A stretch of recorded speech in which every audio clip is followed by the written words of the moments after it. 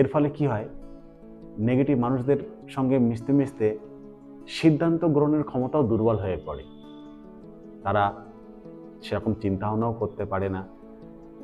তাদের সঙ্গে থাকলে ঝুঁকি নিতেও ভয় পাওয়া যায়। তো এই জিনিসগুলো প্রতিনিয়ত হয়। আবার কি হচ্ছে, নেগেটিভ মানুষ অন্যের অর্জনকে তারা ছোট করে দেখে।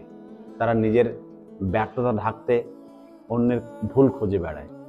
এটাও কিন্তু একটা পারফরমেন্সের ক্ষেত্রে বড় বাধা হয়ে দাঁড়ায় এবং কর্মীর ইমেজটাকে ক্ষতিগ্রস্ত করে দেয়।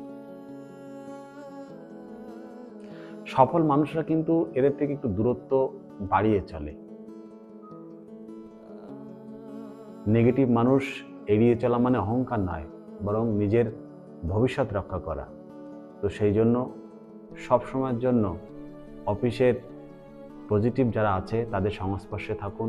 মনে রাখবেন, অফিসে সবাই আপনার বন্ধু নয়, সব হাসি কিন্তু শুভ কামনা নয়।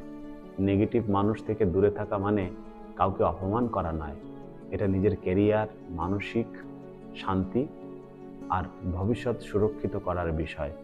তাই সবসময়ের জন্য চেষ্টা করবেন নেগেটিভ মানুষ থেকে দূরে থাকার। নমস্কার বন্ধুরা।